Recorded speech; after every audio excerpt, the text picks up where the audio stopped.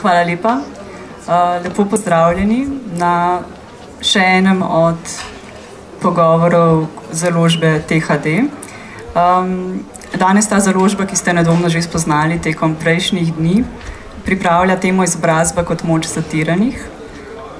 Z mano sta dr. Tomaž Grošovnik, izredni profesor za filozofijo vzgoje in izobraževanja in višji znanstveni sodelavec Pedagoške fakultete na Univerzi na Primorskem, ki nam bo predstavil svojo pravkar izšlo knjigo,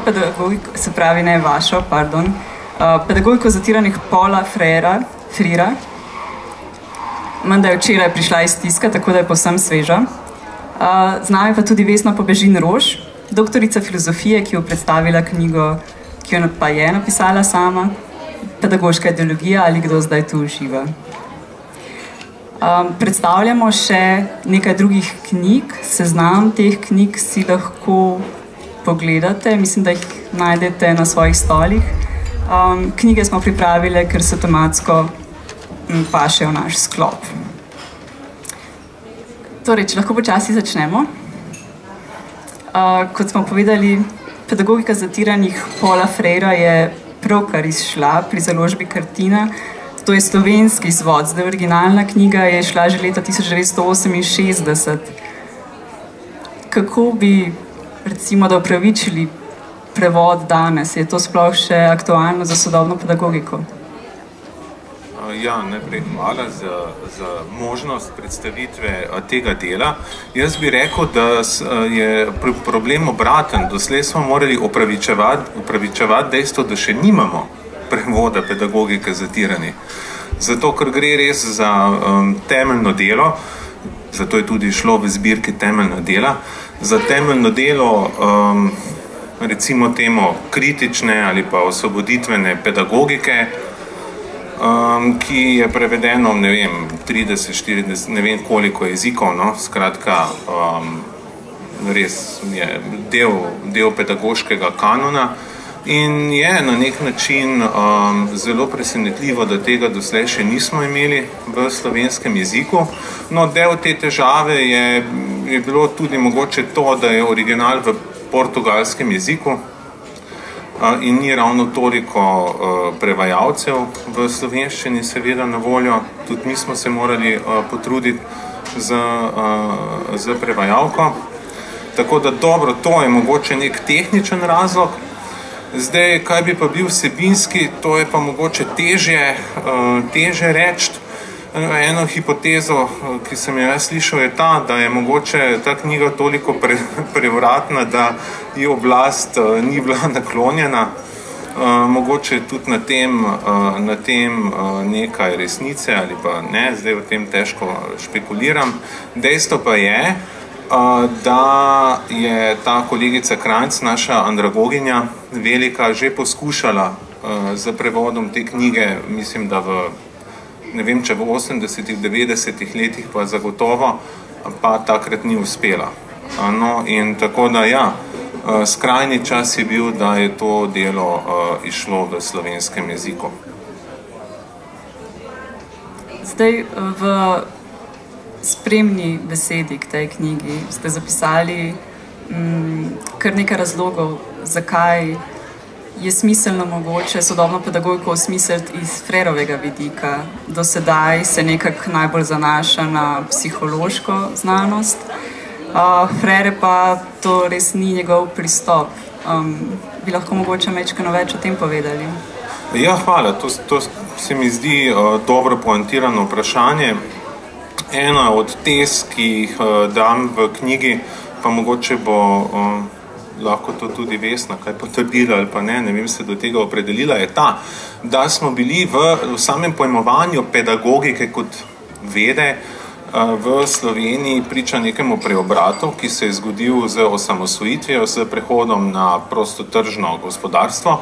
In sicer pomenljivo je dejstvo, da so se leta 1991 nekoč akademije preimenovale v fakultete. In sam pravim, da to preimenovanje ni naključno, pač pa je neko ideološko mogoče preimenovanje. Kaj se je zgodilo? Pedagogika je postala manj humanistična veda in skuša postati bolj ne družboslovna, ampak psihološka. In mislim, da se v pedagogiki dogaja nekaj, kar je mogoče malo analogno procesu v naravoslovnih znanostih, ali pa je to mogoče vzor. In sicer to, da skuša psihologija postati temeljna veda pedagogike, podobno kot je fizika smatrana kot temeljna veda naravoslovja.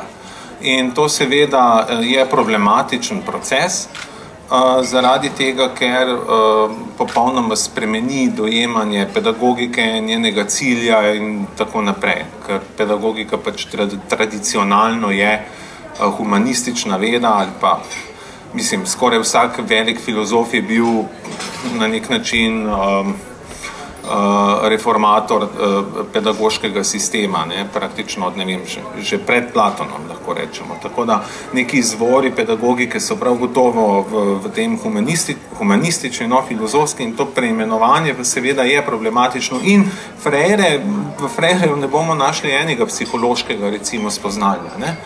Pri Freire je na nek način se spogledoval z to, kaj je osvoboditveno teologijo, za čisto filozofijo. Vidi se, da skuša nekako malo tudi iz Hegla mogoče izhajati, ne, pri svojem razumevanju pedagogike, tako da gre, ja, v prvi vrsti gotovo za to neko humanistično pojmovanje, ki pa skuša biti zraven tega še zelo družbeno angažirano. Mogoče se k tej družbeni angažiranosti vrnemo nekoliko kasneje. Zdaj bi mogoče vas želela povabiti, če čisto na kratko predstavite par osnovnih konceptov, s katerimi se on igra, razlaga čez celo knjigo. Se pravi, po eni strani govori o bankirskem konceptu izobraževanja in po drugi strani o kulturi tišine. Bi lahko kaj več o tem povedali? Ja. Skratka, za Freirja je ena izmed osnovnih težav ta, da je šolstvo pravzaprav mogoče to, kar bi Althusser potem ali pa sočasno s Freirjem imenoval nek ideološki aparat države. In pravzaprav za pomočjo šolstva ljudje ostajajo nekako vkovani v neko suženjsko razmerje do oblasti. To pa zaradi tega, ker se na sami ravni poslušnosti v razredu že začne negovati ta odvisnost ljudi. Ne? Že samo, kako morajo ljudje mirno sedeti, sprejemati vse, kar jim reče učitelj, biti pasivni, ne bankir. Freire uporablja ta izraz bankirski model, zato ker pravi, da je na nek način glava učenca kot trezor, ne? In tja noce da nek depozit, ne? Skratka neko znanje. Gre za nek zelo rigiden model poučevanja kot prenosa vednosti, kar imenujemo transmisijski model poučevanja, in samo že ta sama struktura po Freireju je takšna, da iz ljudi naredi nesvobodne podložnike, zato ker seveda se naučijo preprosto slepo sprejemati to, kar je dano, in tega vključno z družbeno realnostjo seveda in tega ne prevprašujejo. In to je posledično kultura tišine. V takšnem okolju ni dovoljeno vračati vprašanj učitelju, ni dovoljeno pravzaprav izstopati iz teh naprej predvidenih okvirjev. In mogoče bi lahko rekli, zopet, če bi to povezal z Althusserjem, Althusser ima to idejo, da ima ideologija materialno eksistenco, mislim, da bi se Freire, čeprav ne omenja nikjer Althusserja, strinjal ravno za to idejo, da ravno z samim načinom, kako je organiziran pouk, v tej tradicionalni pedagogiki pravzaprav država uči podanike poslušnosti. To je neka osnova, iz katere on začne. Zdaj, njegovo delo je zelo determinirano z terenom, veliko je delal na terenu, on je bil milijone ljudi, tako rekoče, izobraževal v takšnih krožkih, in to je nekaj, kar je on pravzaprav opazil na terenu, ne?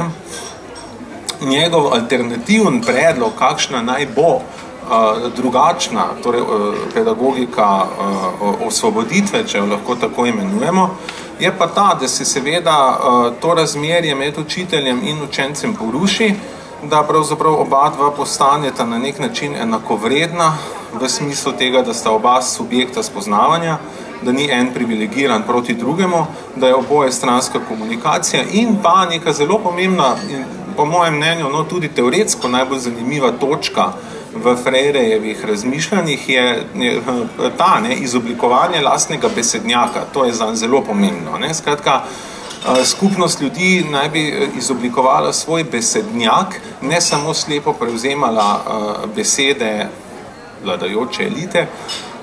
In tukaj, kaj je zanimivo na tem teoretskem smislu, njegova navezava na teologijo in njegovo idejo, da je pravzaprav Adam moral poimenovati svet in da šele s tem, ko poimenuješ svet, dejansko postaneš na nek način človek v tem svetu. In to on poveže na tak nek zanimiv religiozni način, pravzaprav idejo osvoboditve, poimenovanja v čisto tem religijskem smislu in pa seveda v tem stvarnem smislu, v smislu prihajanja do svoje besede, ki naj bi tega subjekta opolnomočila.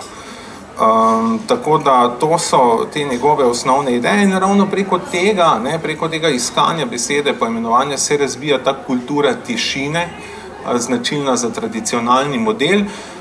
In seveda, njegova ideja je preprosto ta, da mora biti učenec v učnem pedagoškem procesu aktiven in ga sooblikovati z učiteljem. Učitelj pa se, tako da mogoče bi lahko danes rekli, da morate skupaj tvoriti skupnost raziskovanja ali pa izoblikovati skupnost učenja.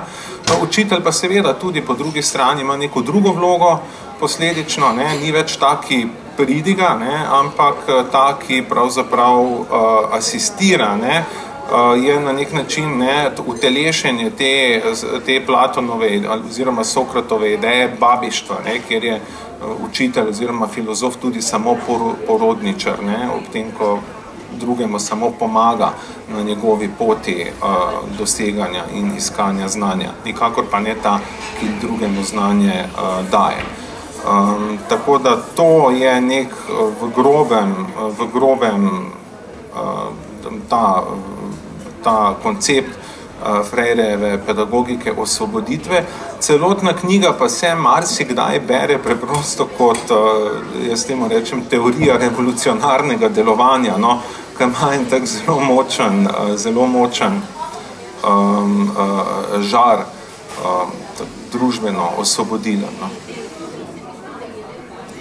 Hvala za ta hiter, precej pregleden pravzaprav oris. Mislim, da so poslušalci dobili neke dobre oporne točke, če bojo se spravili brati knjigo, na kaj se orientirati. Vmes ste izpostavili Althusserja, ideologijo, vsekakor nekaj, skozi kar lahko beremo Freira. Je pa tudi nekaj, kar ste, Vesna, vi izpostavili v svoji knjigi, ki ima celo naslov Pedagoška ideologija. Kaj ste imeli s tem v mislih, ko ste dali tak naslov v svoji knjigi? Torej, lepo pozdravljeni. Pedagoška ideologija. Torej, samo poimenovanje tega, o čemer sem želela pisati za besedo ideologija, je bilo problematično.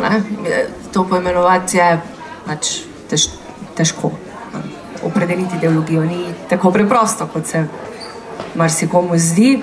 Zato sem temu namenila kar veliko poglavje tudi v knjigi, pa predvsem zato, da bi si sama prišla na jasno, o čem govorim, ko govorim o ideologiji, ker imamo to besedo pogosto ljudje pripravljeno, da jo potegnemo iz žepa vsakič, ko hočemo koga malce osramotiti ali pa biti kritični, pa rečemo, ti si ideološki, ali pa ti si pa služabnik neke ideologije. Torej, v pedagogiki je te besede bilo kar precej, je popularna, izobraževanje onkraj ideoloških spon, onkraj ideoloških okvirov, torej šola kot ideologija je prosto polje in tako naprej. Tako da tudi z tega vidika je zanimivo ponuditi v bistvu temu samemu polju tudi neko zrcalo, ki pokaže pravzaprav to, da je tudi razglašanje popolne odsotnosti ideologije danes v pedagoškem polju del nečesa, čemur bi prav tako lahko rekli ideologija.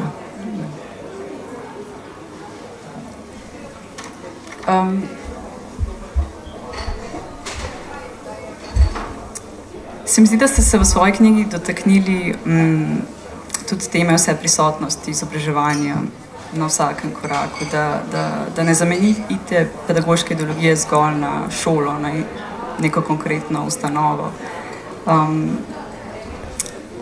Se pravi, na nek način je kakor, da se ves čas proizvajajo novi objekti vzgoje. Vi se pa niste osredotočili na objekt, ampak ste to obrnili in ste se začeli ukvarjati s objektom. Ja, mogoče kar, če se navežem na kolega, pa na to, kar je prej povedal, pa bo malce mogoče bolj pogovorno naravnano, ne, se to je zdaj v skladu s sodobnimi pedagoškimi smernicami, ne, ta interaktivnost, vključenost, sodelujočnost. Torej, ja, nikakor s to besedo pedagoška ideologija nisem ciljala samo na neke strogo pedagoške okvire, bodisi šolstva, bodisi osnovnega šolstva, univerzitetnega prostora ali pa samo nekih strokovnih krogov, teorije in tako naprej.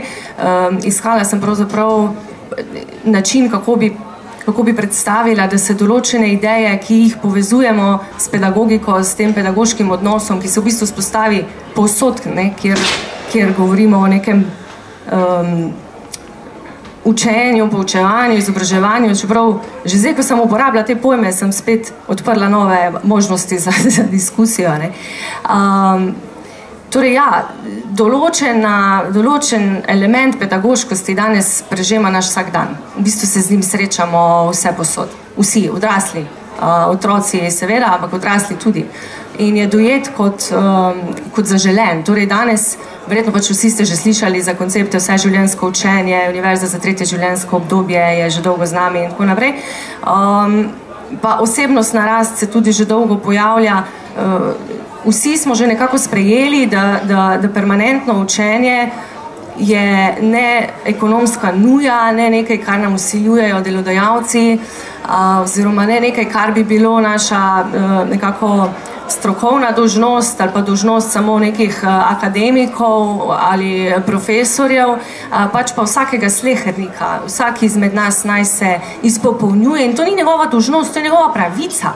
To je njegova pravica, torej to je njemu v interesu. To nekako smo že ponotranili, da je to, da mi osebnostno rastemo, se razvijamo in tako naprej, da je to naša pravica. Ne? To mi radi počnemo, v tem uživamo, ker s tem sebe izpopolnjujemo. Tako da, ja, na ta način, no, bolj. Je pa res, da sem se pri primerih pač osredotočala na primere povezane s šolo in z otroštvom, ker so tu ti primeri najbolj očitni. Torej, tukaj najbolj v oči bijejo določena nasprotja, do katerih pa prihaja pravzaprav, mislim, do teh nekih protislovij ali pa nekih točk, kjer se ta protislovja te ideologije nekako najbolj zgostijo, nekako najbolj pridejo v spredje, zanimivo povezani ravno v nekih najbolj pridejo do izraza v nekih institucionalnih okoljih mogoče, zato je tudi v šolah veliko teren, prav na tistih mestih, kjer pride do nekakega trka nekih dveh silnic. Ne? Se pravi, na eni strani družbe, ki hoče posamezniku nekaj vsiliti, ne? In pač posameznika, ki se temu seveda upira. Ne? In v bistvu to, kar je kolega Tomaž prej predstavil po tej knjigi, zakaj ne bi Freiru šlo, ne? Tako bi rekli, da pedagogika danes pač sanja iste stvari.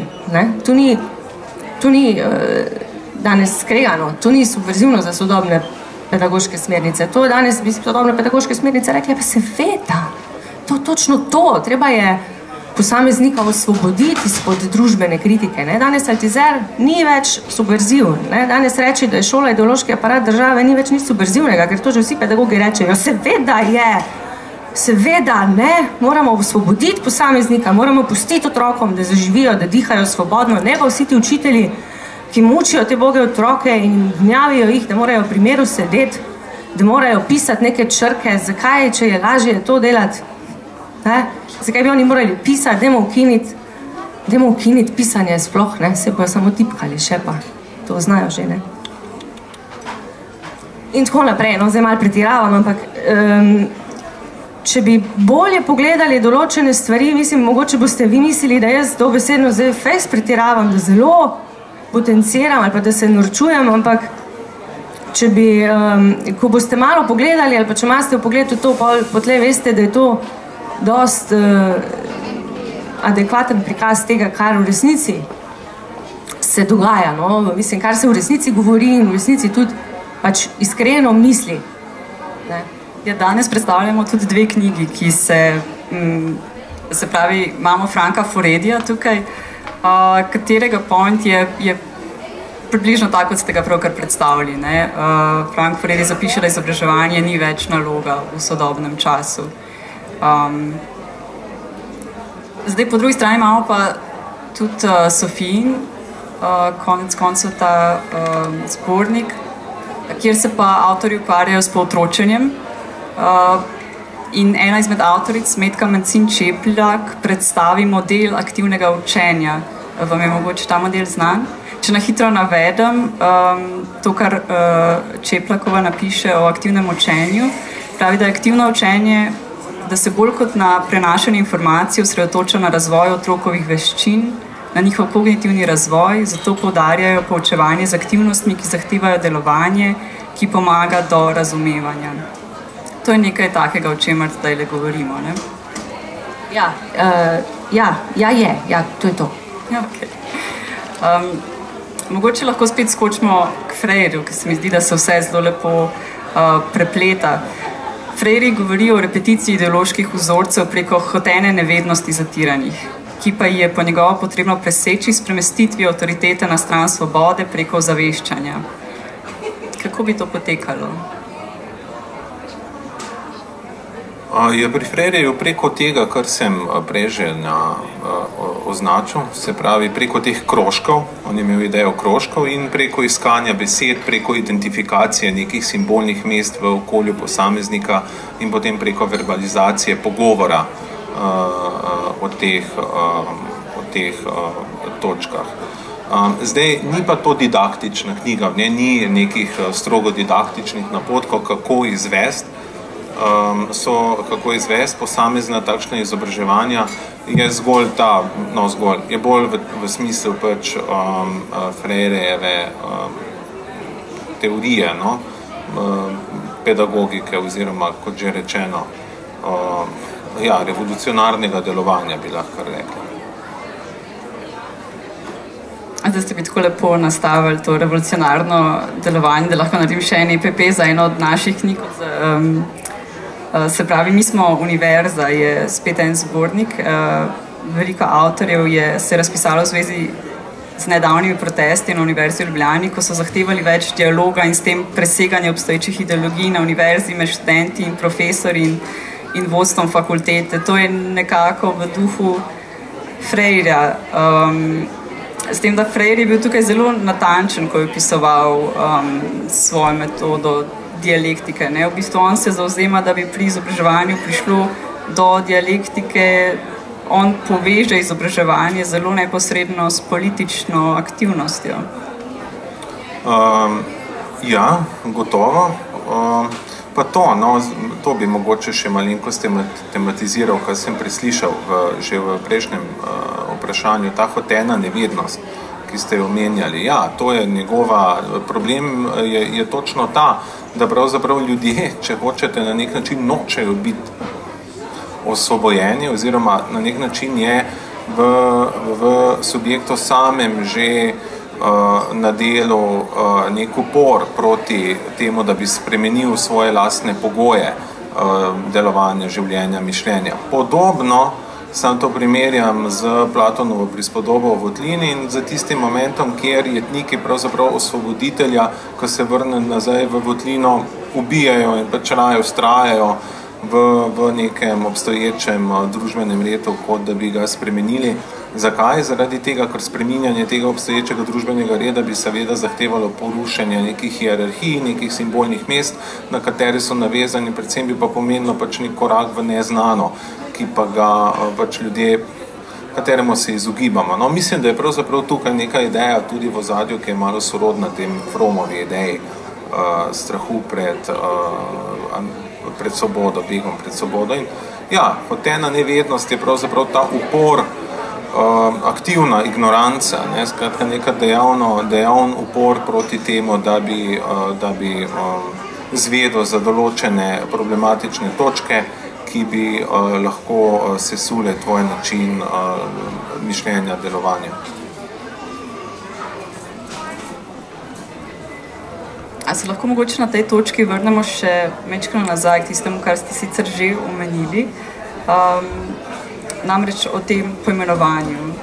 Za Freira morajo družbena področja postati objekt kognicije. Ta bi omogočil dojemanje, ki je sposobno zaznati sebe v relaciji in oblikovati kritiko do realnosti. Vse to preko poimenovanja sveta. To se sliši kot neke vrste metoda. Ja, mislim, da je to ubesedovanje, no, na nek način moč besede ali pa moč pojma tudi se mi zdi, da je pri Freiretu tukaj stopi v ospredje. In predvsem tudi ta ideja, da na nek način jezik ni neutralen, ne gre za neutralno opisovanje dejstev, ampak če ima neke, v opisovanju je pravzaprav že neka tudi družbena struktura implicitno vsebovana. In seveda je nemogoče to spremeniti brez iskanja nekega avtohtonega, če hočete, jezika in pojemljanja. In tu je ta potem pri Freiretu že, kot rečeno, navezava na teologijo in na sam ta akt kreacije pravzaprav. Mogoče celo na to, na ta ideja v začetku je bila beseda, logos. Celo mogoče tako daleč gre ta ideja pri Freiretu in mogoče je to tudi malo zanimivo za naš kulturni prostor, ker pri nas se mi zdi, nismo toliko eksplicitno nikoli razmišljali o religiji, pa hkrati o takem nekem subverzivnem družbenem delovanju. Je bilo to dvoje bolj, se mi zdi, vsa sporedno so tekli ti diskurzi pri Freiretu, v Latinske Amerike pa to zelo tesno prežeto. In on tudi pri Che Guevari, konec koncev on omenja Che Guevaro in to tudi ljubezen in tako neke, mogoče krščansko revolucionarne prvine, kako bi lahko to poimenovali.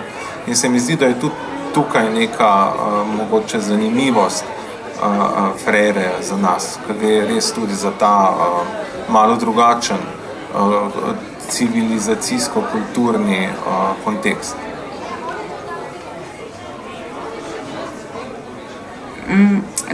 Ta kontekst je Foucault tudi relativno dobro opisal v arheologiji vednosti. Vesna, če lahko spet vas mečkano. Vi ste se nekega zelo konkretnega pregleda teologije, ideologije lotili. Se mi zdi, da ste na knjigo pravzaprav razdelili na 3 konkretne, zelo poglobljene dele. In en del se zelo eksplicitno ukvarja z užitkom.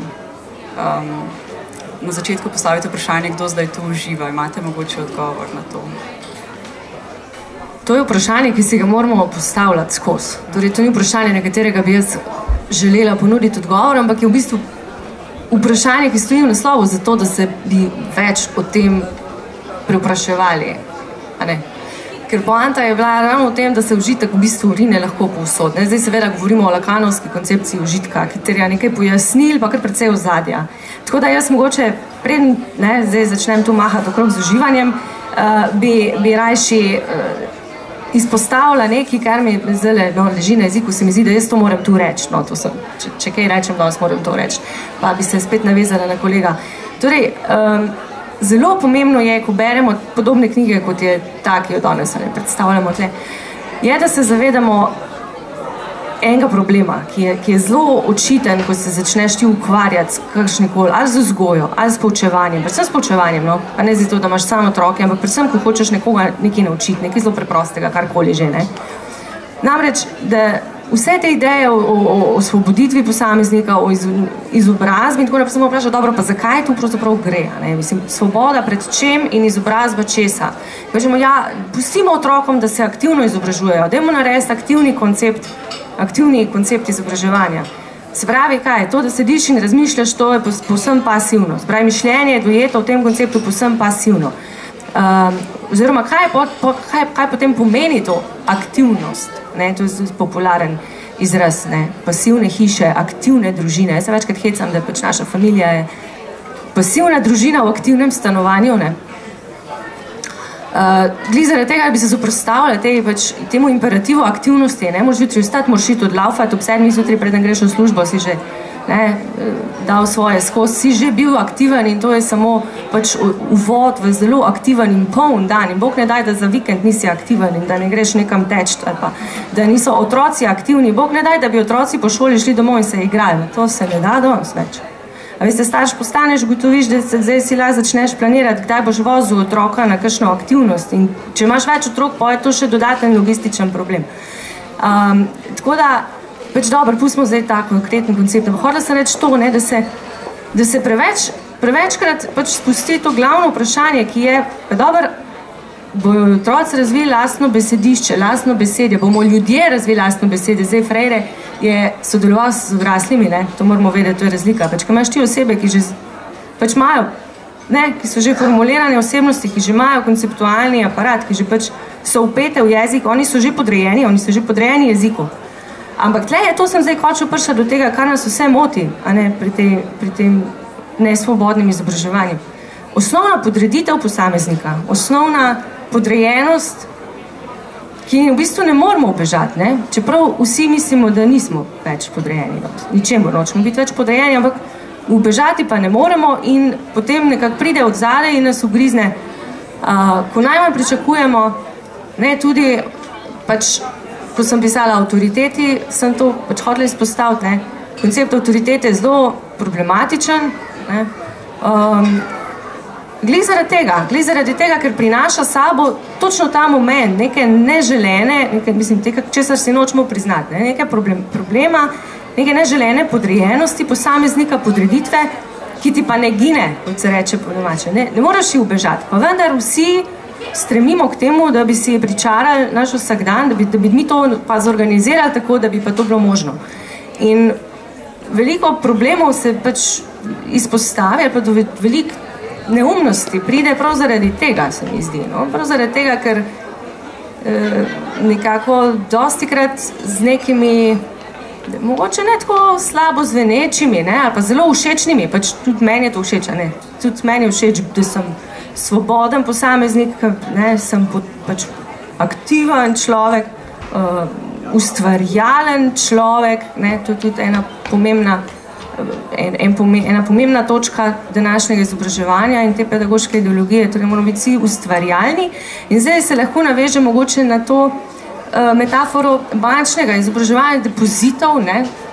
Lahko bi rekli, da danes, ne, če je bila, ne, če rečemo, da je Freire rekel, da je ta depozitni model bančni, a ne, nekoč bil, ali pa da je še krat, ko je on to kritiziral, da je bil, a ne. Danes temu ni več tako. Danes temu ni več tako. Danes bi prej zadeli, če bi rekli, da si ne predstavljamo učenca kot nekega praznega trezorja, v katerega bodo zdaj vsi učitelji nalagali znanje, ne? Ampak da si predstavljamo v bistvu učenca kot zlat rudnik, brez dna. Neskončen vir zlata, ki ga mora učitelj priti zdaj skopati s krampom, ne? In s čelado. Ne? Oziroma, niti mu ga ni treba izkopati, sam da mu da prostor, sam da vrate odpre in bo to zlato kar samo ven bruhalo iz učenca. Ne? Pa ne samo iz učenca, z vsakega od nas, ne, v vsakem od nas se skriva, ne, vse veste, zagotovo ste že slišali, dajte prost, pomislite na svojega notranjega otroka, pomislite na tisto skrito srčiko presežka v sebi, ki jo ima vsak je posebna snežinka, vsak od nas nosi v sebi neko vrlino že, ne, ki je tam kar sama od sebe, že od nekdaj. Torej, dajmo vsakemu posamezniku možnost, da razvije svoje potenciale. A veste, to se tako fajn sliši. To se res fajn sliši. To se dobro sliši. To je fajn. To vsi želimo to slišati. Dajmo narediti tako družbo, tako šolo, v kateri bi vsak posameznik imel možnost, da razvije pač tista področja, kjer je on res dober. Ja, absolutno, s tem se lahko strinjam, fajn, super, dajmo. Ampak kako, kako, če to ne gre v praksi, če se dostkrat subjekti temu sploh upirajo, puste primer moje talente, jaz jih nočem razvijati. Te možnosti danes noben otrok več nima, da bi to rekel. Mi smo še imeli možnost, da si lahko šel po šoli domov in nisi počel ničesar in si se lovil tam s prijatelji pod blokom ali kjerkoli že pač, in si rekel, žvižgajo se mi za obšolske aktivnosti in si bil normalen in si bil še vedno normalen in si bil del večine in so bili nenormalni tisti, ki so po šoli hodili v glasbene šole, na plesne vaje, ne vem kam še vse. Danes pa, če ne hodiš v glasbeno šolo, pa na plesne vaje, pa ne vem kam še vse, nisi v redu, nisi sprejet, nisi del tropa. Pač lenoba je danes res ni fajn, vse sami veste. Danes ste tle, ne ležite na kavču, ampak ste tukaj, kjer se kulturno udejstvujete in ste aktivni. In poslušamo tle nekaj. Vsi smo del tega, pač, mogoče bom zdaj malo nehala. A lahko pravzaprav še malo nadaljujete v tej smeri? Se mi zdi, da mogoče ste, izpostavili ste, da probamo razvijati posameznikove potenciale, privleči najboljše iz njega in tako dalje. Ampak v svoji knjigi se tudi dotaknete znotraj okvira, ko naslovite šolanje na domu. Enega izmed problemov, ki to prinaša, je, da kaj se potem zgodi s skupnostjo. Če se iz vsakega posameznika vleče njegov lasten, unikaten potencial, če vsi to ugotavljajo zaprti v svoje sobe, pri sebi doma, kaj se dogaja s skupnostjo, konec koncev, kaj se potem lahko zgodi z javnostjo? To je vprašanje, na katerega ste že odgovor je že tam zunaj, saj je že premisa prisotna, da javnosti skoraj ni več. Mogoče pa nas še lahko rečemo, mi jo pa še imamo, pustimo to, da v Italiji ni več, mi pa še imamo, samo počakajte, da pride čez mejo tista odsotnost javnosti, v kateri jamrajo naši sosedje. Veste, kaj je zdaj javni prostor, kaj je javno mnenje, kaj je zdaj nek ideal družbe, oziroma družbeni ideal, kje je drugi, kje je veliki drugi. Zdaj v lokalnostvu rečemo temu veliki drugi, kot neka inštanca, kjer pač ima več pomenov, pa tamle v publiki sedijo ljudje, ki so bistveno večji strokovnjaki za drugega, kot sem jaz, pa da preveč zdaj tu razpredala. Ampak pač je to inštanca, ki ravno zastopa družbo, včasih je bilo tako, ne smeš prinesti domov opomina, ker če ti učitelj v šoli dal opomin, ti ga ni dal učitelj, ampak ti ga je dala cela družba in ti je bilo nerodno. In tudi, če si nekaj naredil, tudi, če si porisal eno smetišno kanto in te nihče ni videl, ti je bilo malo nerodno, zato ker si imel pač vest, ker so ti pač prej govorili, 10 let, 12 let si poslušal, ne smeš uničevati družbene lastnine, ne smeš uničevati skupne lastnine, ne smeš biti vandal. In si imel slabo vest in si vse tisto naredil, si se počutil tako mogoče, kot pravi, vandalno, prestopnik, ampak si imel malo slabo vest, si vedel, da počneš nekaj, kar je narobe, in ti je bilo nerodno, ker te veliki drugi gleda, pač nekdo te vidi, nekdo že je, čeprav je to sam maček ali pač soseda skozi okno.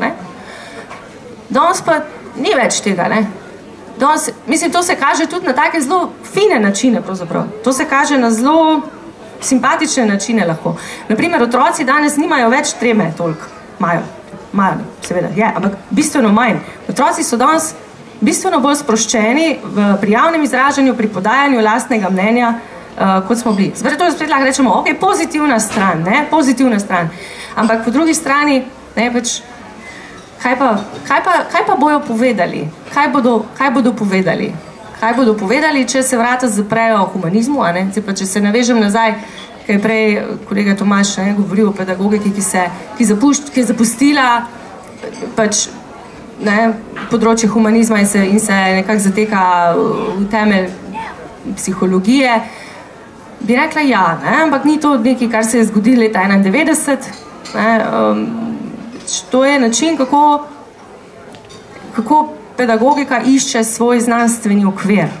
Kako se pedagogika legitimira in legitimira se kot eksaktna veda, torej ne kot polje premisleka o vzgoji, ampak kot polje, ki raziskuje vzgojo, kot biologija raziskuje jabolka ali pa botanika raziskuje pač nek objekt. Pač.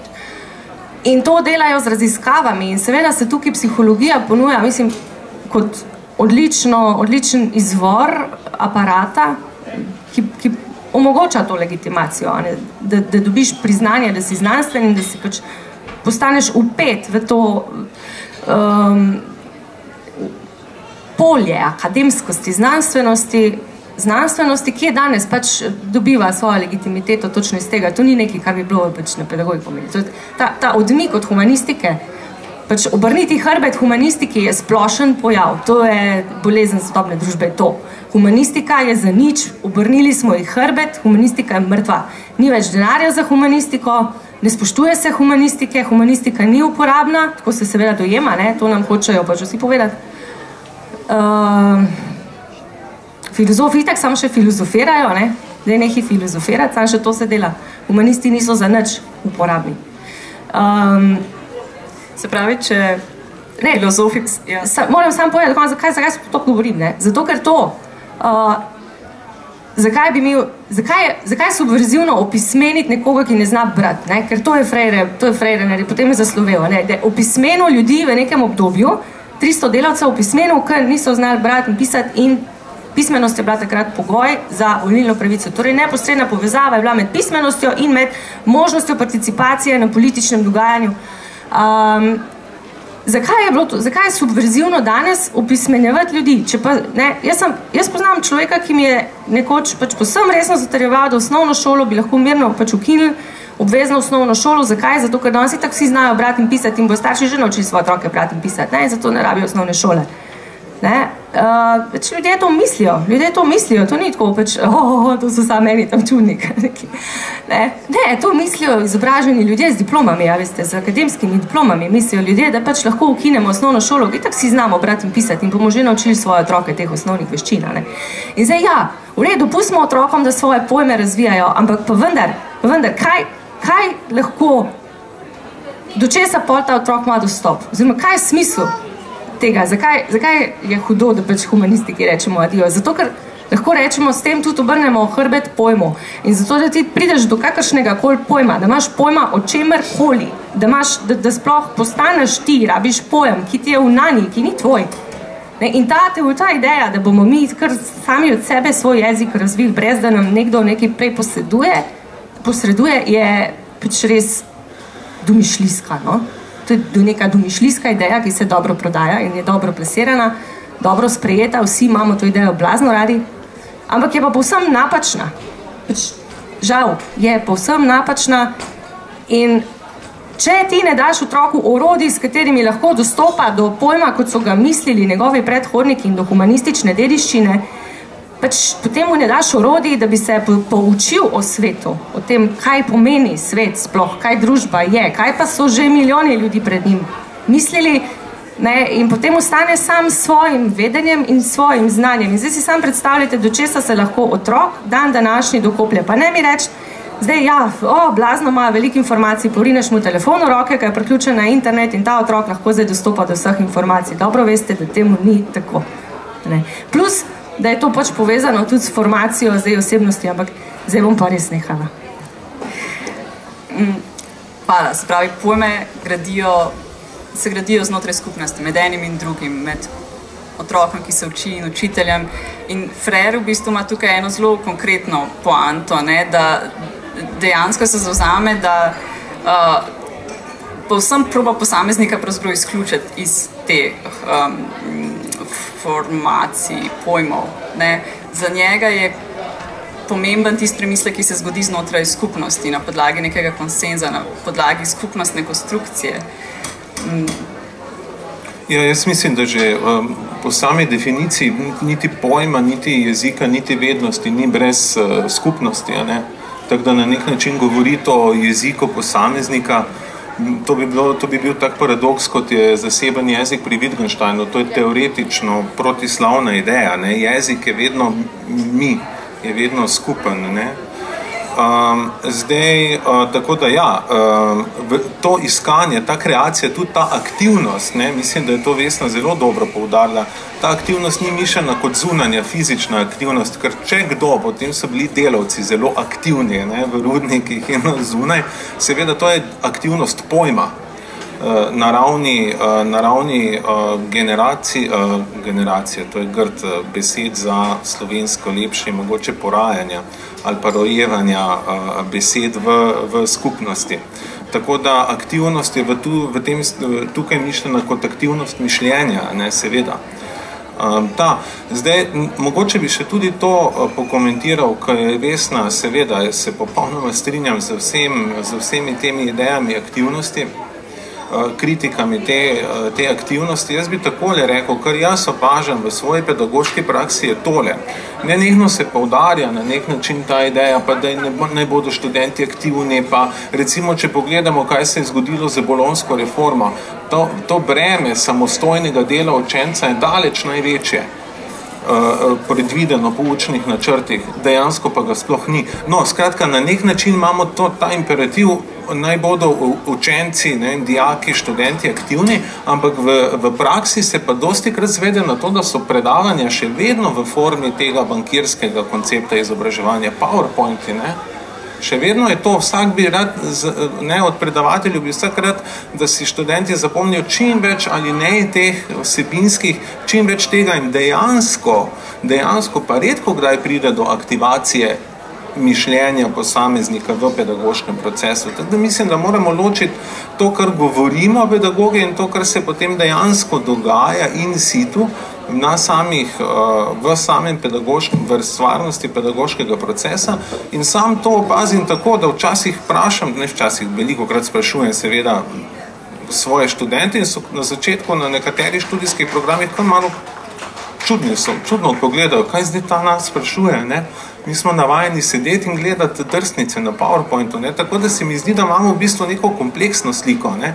Po eni strani, ja, ta imperativ dajmo zaktivirati posameznika, po drugi strani pa se še vedno držimo tega bankirskega koncepta, bi pa se preko tega, kar je Vesna rekla, še navezal malo na kritiko Freireja, če smem, ki jo potem skušam analizirati, mislim, podam jo v spremni besedi, ki pa je ta, ne, da Freire ravno ni opazil tega, da je ravno ta domneven proces osvobajanja, iskanja samega sebe lahko gonilo suženstva pravzaprav. Ne? Namreč danes, ne, po letu 1968, kakorkoli, ko govorimo o tej spremembi kapitalizma v postfordistični tip proizvodnje presežne vednosti, je težava v tem, da se pravzaprav posameznik zasužni ravno s tem, ko skuša iskati svojo izvorno sebstvo. Ne? Ravno skozi ta način iskanja samega sebe, mogoče bi lahko rekli tudi v aristotelskem smotru doseganja, ne, uresničevanja, ne, ravno na to, kar je Freire mislil, da bo nujno po svojem pojmu peljalo k osvoboditvi, ravno na tej točki se pa danes subjekt upne v suženstvo. Ne. Lahko dam zelo konkreten primer, da si bolj stvarno predstavljamo, kaj s tem mislim.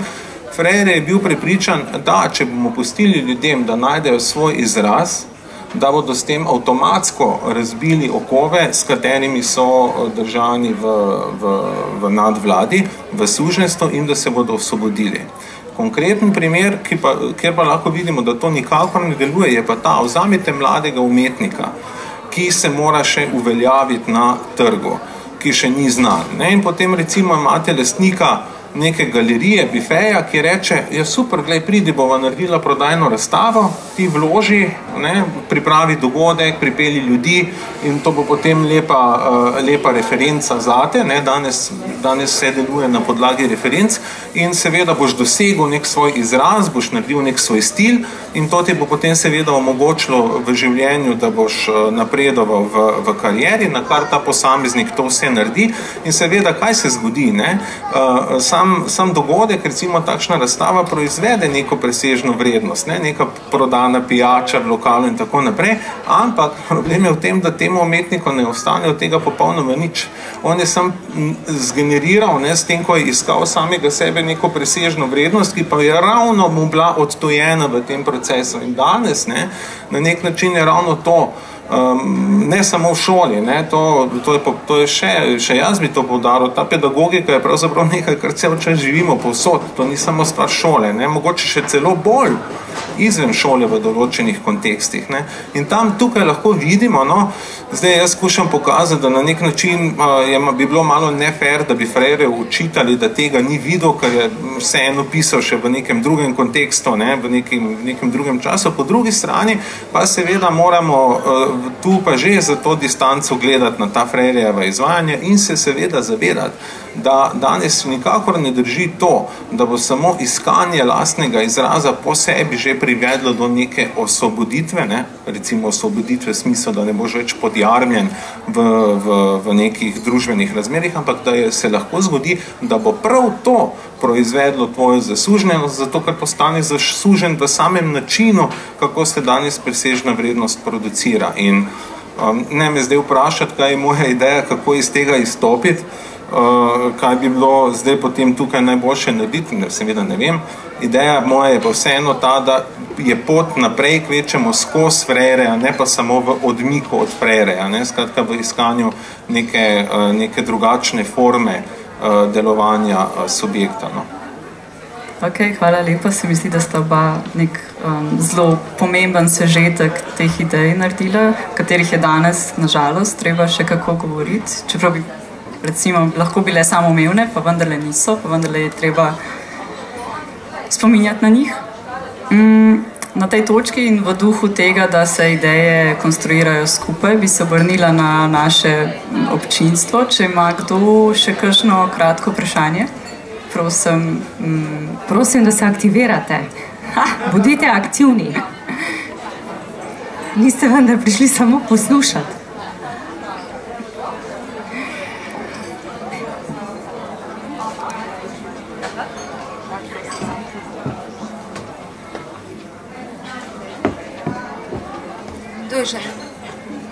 Jaz imam samo eno kratko vprašanje, nekaj sta že omenila, če bi lahko mogoče malo bolj podrobno razložila pogoje oziroma sceno, kakršna je bila, ko je Freire dejansko poučeval ljudi, kdo so te ljudje bili, kakšne oblike izobraževanja so to bile, omenjala sta neke krožke in to, če bi lahko to malce bolj podrobno opisala. Ja, mislim, odkrito povem, no, jaz se nisem toliko čist zdaj z temi didaktičnimi elementi, kako natančno je to izgledalo, pač razen tega, kar je v pedagogiki zatiranih. To so bili krožki, recimo bili so kmetovalci ali pa delavci in potem je Freire šel z ekipami svojih ljudi na sredo, na vasi in so organizirali pač enostavno krožke, kjer so imeli te pogovorne na nek način večere in metoda je bila ta, zdaj se malenkost tu že pozabil, ampak mislim, da so imeli prav neke listke in neke slike in recimo tole, no, en tak primer, ki se ga spomnim, je bil ta, kako se naučiti drugače gledati na pijanca, ki gre zvečer po cesti. Ne, tipično je to, ne, gled tega, ne, ta pa se ne zna se obnašati delavec, ne, pač smrdi alkoholiziranec. Druga pojasnitev je bila pa ta, ja, poglej, ne vem, umrli so mu otroci, zgubo je službo, ni imel drugega izhoda, kot da pač ta, da je šel, ne vem, na rum. Ne? Skratka, nek alternativni opis neke družbene stvarnosti. No.